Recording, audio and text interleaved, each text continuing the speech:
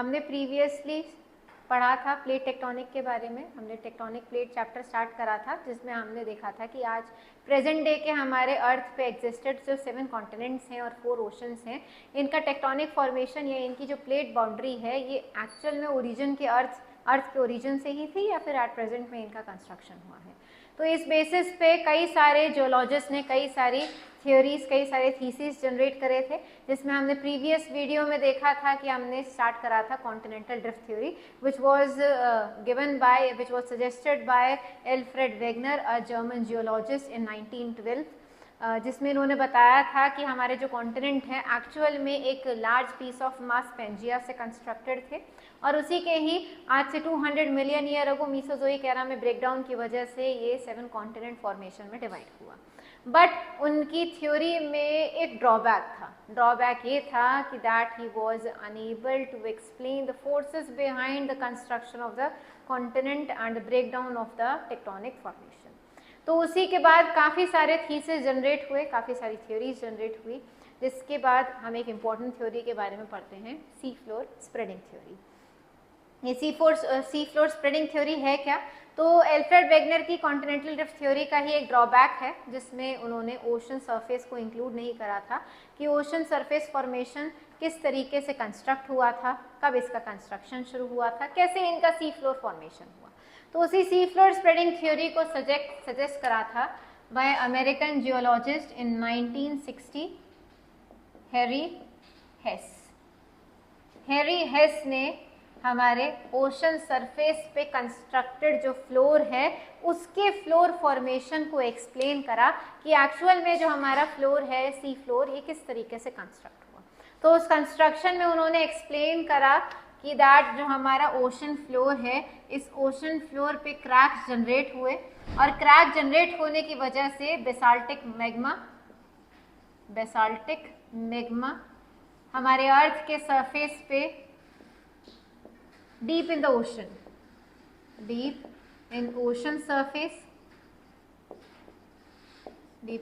surface ये basaltic magma flow out होके आया और फ्लो आउट होके आफ्टर कूलिंग फॉर्मेशन से इसने एक सी फ्लोर फॉर्मेशन शुरू करा, एक फ्लोर फॉर्मेशन या फ्लोर का कंस्ट्रक्शन करा अंडर द सी सरफेस। ऐसे ही धीरे धीरे फॉर्मेशन में ये जो फॉर्मेशन है सेडिमेंट्री रॉक्स फॉर्मेशन, इसके बाद ये आगे की तरफ को कंस्ट्रक्ट हुए क्योंकि इसमें क्रैक्स और दोबारा से जनरेट हुआ। जो ओल्डर वन रॉक फॉर्मेशन था वो आगे की तरफ को मूव हुआ और नया रॉक फॉर्मेशन क्रिएट हुआ। ऐसे ही आगे बैक एंड फोर्थ मूवमेंट की वजह से नया फ्लोर कंस्ट्रक्ट होता चला गया और जितनी डिस्टेंस पे ओल्ड रॉक थे वो और ज़्यादा डिस्टेंस पे कंस्ट्रक्ट होते चले गए, जिसमें हेनरी हेस ने एक्सप्लेन करा कि जो हमारे क्रैक्स हैं अर्थ के एस्टेनोस्फेयर से बेसाल्टिक मैग्मा के फ्लो आउट होने की वजह से क्रैक से फ्लोर जनरेट हुआ और उस फ्लोर के जनरेशन से हमारे जो आसपास के सिमिलर एज ऑफ रॉक्स हैं ये आगे की तरफ को और मूवमेंट होते चले गए क्योंकि क्रैक से जनरेट होते रहे। अर्थ पे टेक्टोनिक फॉर्मेशन ये कह सकते हैं, अर्थ पे वाइब्रेशन मूवमेंट जो थी वो जनरेट होती रही और ये आगे की तरफ को जितना डिस्टेंस इस क्रैक से रॉक्स का होता गया उतने ही ये ओल्डर रॉक्स एज फॉर्मेशन यहाँ पे कंस्ट्रक्ट हुई। ये थी सी फ्लोर स्प्रेडिंग थ्योरी। अब इस सी फ्लोर स्प्रेडिंग थ्योरी को और अच्छे से समझने के लिए कि ये मैग्मा क्यों आगे की तरफ को मूव हुआ, क्यों ये क्रैक्स और ज़्यादा जनरेट होते गए, तो इसको अच्छे से समझने के लिए और भी 2 इम्पॉर्टेंट थ्योरीज कंस्ट्रक्टेड हैं, जिसमें सबसे पहले हम थ्योरी पढ़ते हैं कन्वेक्शन करंट थ्योरी। ये कौन सी थ्योरी है? तो ये कन्वेक्शन करंट थ्योरी 1930s में ब्रिटिश जियोलॉजिस्ट आर्थर होम्स ने सजेस्ट करी थी, in which he has explained the force behind the movement of the tectonic plate. Force क्या बताया इन्होंने हमारे अर्थ का अगर हम एक पिज़्ज़ा स्लाइस डिवाइड करें तो अर्थ का जो ऊपर वाला पार्ट है सॉलिड सरफेस, इस सॉलिड सरफेस को हम क्रस्ट के नाम से जानते हैं, अपर क्रस्ट, जिसे हम लिथोस्फेयर के नाम से भी जानते हैं। इस लिथोस्फेयर के एग्जैक्ट नीचे कंस्ट्रक्टेड है viscous magma, viscous magma which is rich in iron, ये आयरन में रिच है, and less silica, less silica content. तो रिच इन आयरन और लेस सिलिका कंटेंट इस विस्कस मैग्मा में कंस्ट्रक्टेड है, जिसे हम किसके नाम से, एस्थेनोस्फेयर, एस्थेनोस्फेयर के नाम से हम जानते हैं। इस एस्थेनोस्फेयर में deep below the surface temperature increase होता है। टेम्परेचर इंक्रीज होने का रीजन इसमें, तो वो अर्थ पे एग्जिस्टेड रेडियो एक्टिव एलिमेंट, जितना जितना डेप्थ में जाएंगे रेडियो एक्टिव एलिमेंट्स की रेडियो एक्टिविटी की वजह से टेम्परेचर इसमें काफ़ी ज़्यादा हाई रहता है। हाई टेम्परेचर होने की वजह से इसमें कन्वेक्शन करंट जनरेट होते हैं। कन्वेक्शन करंट का मतलब क्या होता है, कन्वेक्शन करंट मतलब कि हाई टेम्परेचर वाले मैग्मा के मॉलिक्यूल्स जो हैं वो लो टेम्परेचर की तरफ मूव करते हैं, और मूव करके जब लिथोस्फीयर से कोलाइड करते हैं तो कोलिजन से ये दो डिफरेंट डायरेक्शन में मूव कर जाते हैं, और ये दोबारा से वही साइक्लिक जनरेशन इसमें मूव होती है। जैसे सिमिलर आपने वाटर बॉयल करा होगा गैस पर, तो वाटर बॉइलिंग में आप देखेंगे सेंटर में बबल्स जनरेट होते हैं बहुत ज़्यादा। तो वो बबल्स क्या है कि सेंटर से हॉट वाटर अबव सरफेस पे आता है, और फिर आते ही ये कंटेनर की बॉल्स के पास जाकर दोबारा से बेस एरियाज पे मूव कर जाता है।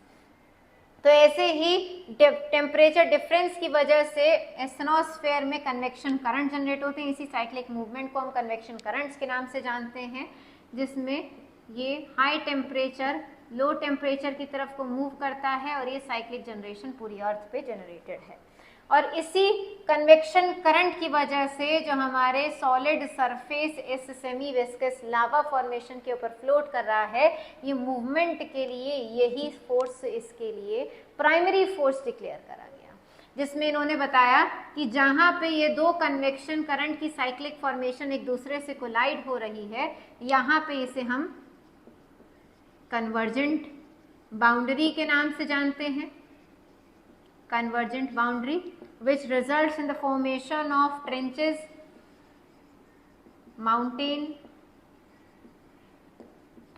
and mountain formation के लिए रिजल्ट आउट करता है। और जहाँ पे ये डिफरेंट डायरेक्शन में मूव करती है, जैसे ये वाला पार्ट डिफरेंट डायरेक्शन में मूव कर रहा है, इसके ऊपर क्रैक वाला जो क्रस्ट फॉर्मेशन है ये जनरेट करता है डाइवर्जेंट बाउंड्री। और इस डाइवर्जेंट बाउंड्री से क्या जनरेट होते हैं, इस डाइवर्जेंट बाउंड्री से जनरेट होते हैं ओशन रिड्ज। ओशन रिड्ज जनरेट होते हैं, और इससे क्या फॉर्मेशन क्रिएट होता है, फॉल्ट्स फॉर्मेशन क्रिएट होती है। और यही ओशन रिड्ज फॉर्मेशन क्रिएट करता है हमारे सी फ्लोर स्प्रेडिंग पे नया सी फ्लोर फॉर्मेशन करने के लिए, ये इसमें रिजल्ट आउट है। तो सी फ्लोर स्प्रेडिंग थ्योरी समझने के लिए सबसे इंपॉर्टेंट फॉर्मेशन की टेक्टोनिक प्लेट मूव क्यों हो रही है, तो उसके पीछे फोर्सेस बिहाइंड है कन्वेक्शन करंट थ्योरी। इसको और ज़्यादा अच्छे से समझने के लिए एक थ्योरी और जनरेटेड है, जिसे हम पैलियोमैग्नेटिज्म के नाम से जानते हैं। पैलियोमैग्नेटिज्म क्या होता है, तो palaeomagnetism is the scientific study of the magnetic field of earth, कि हमारे अर्थ पे मैग्नेटिक फील्ड कैसे जनरेट हो रही है और कहाँ जनरेट हो रही है। तो हम अपने अर्थ की बात करें तो ये हमारा अर्थ है जो टिल्टेड है अपने सरफेस से, इसे हम नॉर्थ पोल और इसे हम साउथ पोल के नाम से जानते हैं। हमारी अर्थ के सेंटर में कोर है, जो फॉर्मेशन किस फॉर्मेशन में है, लिक्विड फॉर्मेशन में है, और एक और अपने एरियाज पे गोल गोल मूवमेंट कर रहा है इंटीरियर फॉर्मेशन में। इसी सर्कुलिक फॉर्मेशन में मूवमेंट होने की वजह से हमारे अर्थ पे जनरेटेड है मैग्नेटिक फील्ड, और ये मैग्नेटिक फील्ड जो है हमारे नॉर्थ पोल और साउथ पोल से थोड़ी सी फ्लक्चुएटेड रहती है। इसी को ही हम बोलते हैं magnetic north pole and magnetic south pole, magnetic north pole and magnetic south pole. इसी मैग्नेटिक नॉर्थ पोल और साउथ पोल की स्टडी को हम पैलियोमैग्नेटिज्म के नाम से जानते हैं। अब ये पैलियोमैग्नेटिज्म कैसे हेल्पफुल है सी फ्लोर स्प्रेडिंग थ्योरी समझने के लिए, तो आप देखेंगे कि ये जो हमारा सी फ्लोर है, ये कंस्ट्रक्शन कैसे है, अर्थ पे below the surface of ocean crack generation की वजह से जो बेसाल्टिक मैग्मा बाहर निकलता है, ये मैग्मा कूल डाउन होने की वजह से यहाँ पे नया रॉक फॉर्मेशन जनरेट होता है। और ये रॉक फॉर्मेशन किस लावा का है? बेसाल्टिक लावा का है। बेसाल्टिक लावा में आयरन रिच होता है और सिलिका का कंटेंट जो है वो लो रहता है। ऐसा नहीं प्रेजेंटेड नहीं है पर लो है, आयरन का कंटेंट काफी ज्यादा रहता है। और iron show the electromagnetic property, मतलब कि ये इलेक्ट्रिक मैग्नेटिक प्रॉपर्टी शो करता है। मैग्नेटिक पोल नॉर्थ पोल और साउथ पोल की तरफ अट्रैक्ट होता है। अगर आप नॉर्मली एक आयरन बार को फ्रीली छोड़ देंगे तो वो उसका फेस नॉर्थ वाला नॉर्थ पोल की तरफ को दिखाएगा और साउथ वाला साउथ पोल की तरफ को इंडिकेशन करेगा। तो ऐसे ही ये आयरन जब इस रॉक फॉर्मेशन में कूल डाउन होते हैं और कूलिंग से अपनी एक लोकेशन जनरेट करता है। इस तरीके से मान लेते हैं जिस समय बेसाल्टिक मैग्मा फ्लोर पे निकल था ओशन के, तो उस समय मैग्नेटिक नॉर्थ पोल और साउथ पोल का फ्लक्चुएशन इतना था। फिर क्रैक जनरेट हुए कन्वेक्शन करंट की वजह से एस्टेनोस्फेयर के अलावा और निकला, और ये वाले जो रॉक्स थे ये इस तरफ थोड़े से डाइवर्जन इनमें क्रिएट हुआ, जिसमें अब जो नया रॉक फॉर्मेशन निकला इसमें जब आयरन कूल डाउन हुआ तो आयरन थोड़ा सा इस प्रीवियस वाले से डिफरेंट शेप में कूल डाउन हुआ। तो इससे साइंटिफिक स्टडी से ये निकला कि जिस समय में हमारा ये बेसाल्टिक मैग्मा निकला था उस समय नॉर्थ पोल जो था फ्लक्चुएट हो चुका था, जिससे ये काफ़ी अच्छी स्टडी करी गई कि बेसाल्टिक जो लावा हमारा निकला था वो सी फ्लोर पे अलग अलग टाइम पीरियड पे निकला है, जिसने सी फ्लोर को कंस्ट्रक्ट करा। ये दोनों थ्योरी ही काफ़ी ज़्यादा इंपॉर्टेंट है हमारे sea floor spreading theory study करने के लिए, जिसमें एक स्टडी और निकाली पैलियोमैग्नेटिज्म में कि अब तक हमारी अर्थ ने 83 टाइम्स अपने मैग्नेटिक नॉर्थ पोल और मैग्नेटिक साउथ पोल की प्लेसमेंट में फ्लक्चुएट करा है। ठीक है, और ये ही सी फ्लोर स्प्रेडिंग थ्योरी कह सकते हैं कन्वेक्शन करंट थ्योरी का एक इम्प्रूव्ड पार्ट है, एक इम्प्रूव्ड थीसिस है, जिसने आगे चल के हमारी प्रेजेंटली प्लेट टेक्टोनिक थ्योरी को फॉर्मेशन के लिए या plate tectonic theory study formation के लिए काफ़ी ज़्यादा हेल्प जनरेट करी। यहाँ पे आपका ये सी फ्लोर स्प्रेडिंग कंप्लीट होता है। कल इस चैप्टर का हम नेक्स्ट और लास्ट फाइनल पार्ट जिसे हम प्लेट टेक्टोनिक के नाम से जानते हैं उसे कंप्लीट करेंगे कि प्लेट टेक्टोनिक है क्या, हमारी अर्थ पे कितनी प्लेट कंस्ट्रक्टेड है, मेजर प्लेट, माइनर प्लेट, कौन सी मेजर प्लेट है, कैसी माइनर प्लेट है, और इन प्लेट्स के बीच में किस तरह का मूवमेंट होता है। 3 टाइप ऑफ मूवमेंट रहते हैं, कन्वर्जेंट और डाइवर्जेंट, ट्रांसफॉर्म फॉर्मेशन। इन तीनों से किस तरीके के लैंडफॉर्म फॉर्मेशन क्रिएट होते हैं हमारी अर्थ के डिफरेंट पार्ट ऑफ सरफेस पर। ठीक है, यहाँ पे आपके sea floor spreading theory complete होता है।